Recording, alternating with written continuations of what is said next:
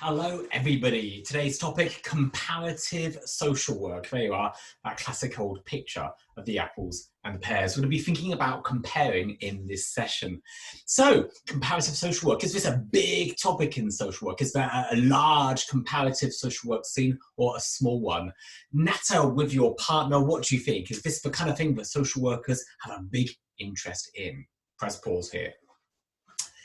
You can certainly check the answer simply by Googling it, entering a term into a search machine like Google and seeing how many hits there are gives you some feeling for how much people are using that concept or term. And compared to others, the number is 76,000 Google hits when I did it a couple of days ago.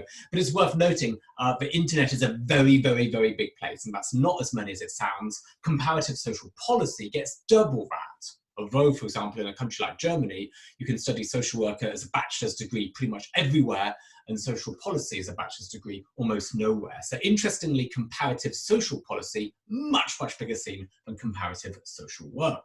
Comparative education, much bigger still, with 1.5 million hits. So, you know, in the size world of concepts, this is a relatively modest one. Nonetheless, doing that search is great fun. You'll stumble across all kinds of interesting things. I found a couple of master's degrees in Finland and in the UK, which look really, really interesting. There's a Norwegian online journal entitled Journal of Comparative Social Work. So the search is itself a fun exercise to do. Hey, we need to define this concept. Now, it's worth noting it's hard to find definitions of comparative social work. Really, really hard, actually. It doesn't appear in the usual specialist dictionaries. I'm talking about dictionaries such as this. This is Harris and White's Oxford Dictionary of Social Work and Social Care, or Pearson and Thomas's Dictionary of Social Work. It's not in their dictionaries. You know, you're looking under COMP and it's not there. So it's strangely absent in our literature. What would a definition of comparative social work be? Natter with your partner, think of ideas that may come into it. Try and put an ad hoc definition together, and pause here. Yeah, what did you come up with? I did this experiment myself. I cheated a little bit. I was looking at comparative social policy and also comparative education definitions for inspiration. So I did cheat a little bit. This is what I came up with spontaneously. Examining one or more social work systems together, so you've got two separate systems, checking them out, examining them together, to provide insights into and explanations of similarities and differences, and therefore see one's own social work system in a new, richer context. For me, a big part of it is simply acknowledging that social work is different in different places. So there you are, that's my shot at it, but your version is probably just as good, or if not better. Comparisons, let's think about it. Comparative social work, still in a very early state as an area of study.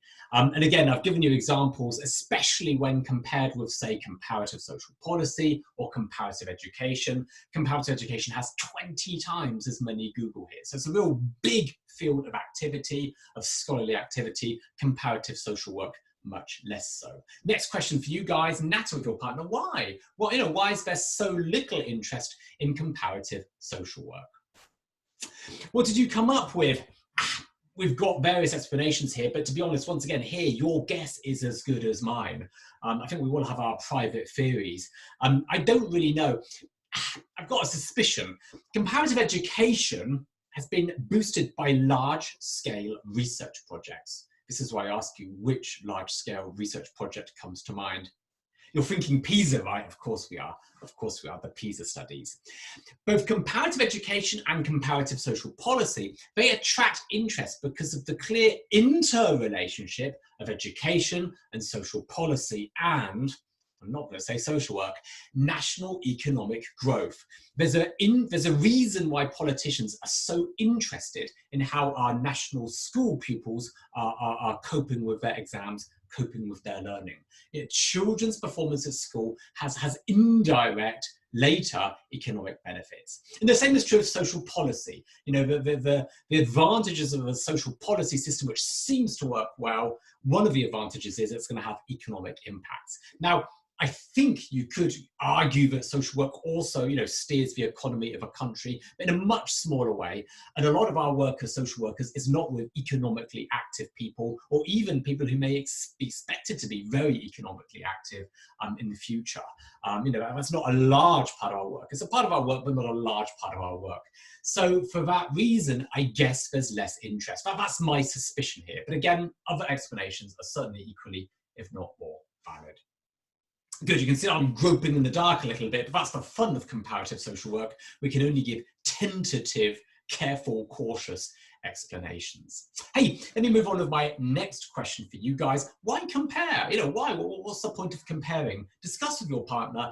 Why is it interesting to compare social work in different countries, in different places? Why? Why should we compare? What's the advantages? What's the benefits? What can we get from these comparisons? Pause here. Yeah, what did you come up with? There's a whole bunch of reasons that you possibly thought of. One obvious reason, it gives us the opportunity to import things which are good elsewhere. We can import methods, we can import good practice, and so on. That's really exciting alone. It allows us to reflect on our own social work in a richer way. You're mostly German students. I'm guessing you know your German system very, very well. But the act of looking at a social work system in another country, in Britain, in Norway, that's going to enrich how you see your own social work. You're going to be understanding it better. Indeed, it makes us question that which we hadn't questioned before. It makes us question what we had taken for granted, if you like. And it gives us new perspectives and our own social work history, our own traditions, our own arrangements. The minute I see something that's being different in Germany and Britain, I ask myself, why? Where does that come from? I remember when I was a social work student studying social work in Germany, in the German language, I was hearing all these words. Most of the words I could translate effortlessly, but sometimes I'd stumble across a word and I think to myself, we don't say that. We just don't say it. A nice example, I remember words like Integration and Eingliederung, or even Wiedereingliederung. I was fascinated by this, being born in Britain where that word is not so big in social work discourses. Integration, it's not really a concept that the Brits had worked out so well as in Germany. Or I remember stumbling across a word like, say, kirchliche soziale Arbeit. So I thought, wow, we really don't say that. I can say faith-based social work, but I can't say church social work. I can, but nobody really says it. This is a big concept in German practice. So just on the language level, the linguistic level, I find it fascinating. The more you investigate concepts, ideas, arrangements, the more you notice that systems are different, and it enriches your understanding of your own system. Good. But the question that's kind of coupled with the last question we had, what's good about comparing? Now I have to ask, what's bad about comparing? Why might comparing be dangerous or problematic? Why must we be careful when we compare? And again, my question for you to pause and think about with your partner, why should we be especially careful when comparing? What are the dangers of comparing? Good. What have you come up with? There's a number of dangers, a number of issues. Obviously, it generalizes. People might say to you, coming from abroad, how is it in Germany? And you're based in Lower Saxony, and you're not entirely sure if it is the same in Bavaria as it is in Lower Saxony. Sometimes social work can be different in different towns, certainly in different agencies. If you're working for Caritas or for Arvo, that is going to make a difference. So there's a problematic tendency to generalize. I talk about British social work, often forgetting that Scottish social work is really quite different, has quite different traditions. So there's a tendency for us to generalize. We cannot compare very easily. We cannot compare using numbers. Our friends in social policy, our friends in education, lots of their big comparative studies involve number crunching, quantitative comparisons. And we can't really do that so well with social work. That doesn't really seem so insightful. This is not like measuring what kind of pensions people get in different European countries. Indeed, it even leads us to the questions, how do we compare? It's very exciting if you could compare whole systems, the social work system in this place and this place. But in practice, it's very, very hard to do. And the most successful social work comparisons tend to be of very little bits of systems. Often it zooms in on the micro rather than looking at the macro. And again, we're still in very early stages of comparing, very, very early stages. We haven't really learned how to do it very, very well. We're still, trying to work out how best to do this. It can be hard to be neutral and to be impartial. You might be, for example, global north based. If you're German and you find yourself comparing, you may be German-centric. If I'm from Britain or America, I may be Anglo-centric. So we tend to take the perspective of a country which we know the best. A nice example of this in social policy studies, I notice how proud Nordic authors are of Nordic welfare states. Even if they're trying to be neutral, instinctively you can tell they find their model best. And then with North American authors, particularly US authors, you kind of get the opposite thing. They're aware that so many people are criticizing their system. They tend to try and defend it. It's not quite as bad as everybody else is saying. There's a real tendency there. And again, I find myself doing this as a Brit too. So it's hard to leave our identification with a system which may be from our own country. That system that we grew up with as kids, we tend to find the most natural. So it's hard to be really neutral, really impartial. And the last point, just to underline this, we're talking about a very, very young field of activity here. We haven't really been doing this for a long, long time at all. So, our comparative studies are still in the very early days. Good. And one disadvantage that I really want to zoom in on in more detail, I mentioned it already. One of the advantages is, hey, maybe we can import something good. And that's also the biggest disadvantage of comparative social work.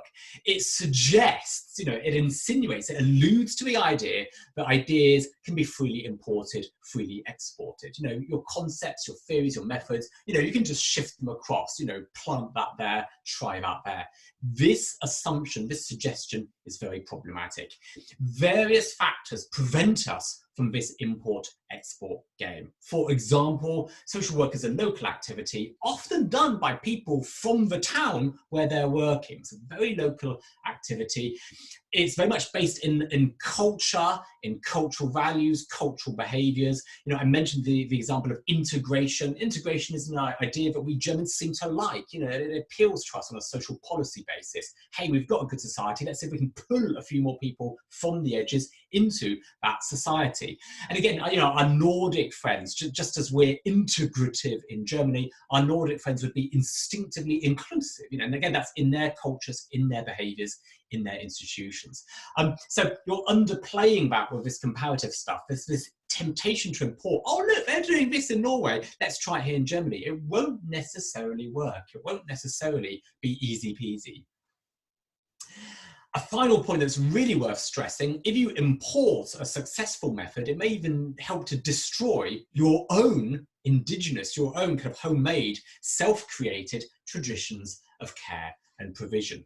And obviously there's a particular danger there if the country that you're importing into is kind of culturally, politically, economically weak. But there's even that danger there, elsewhere, European countries, for example, can get too much US social work.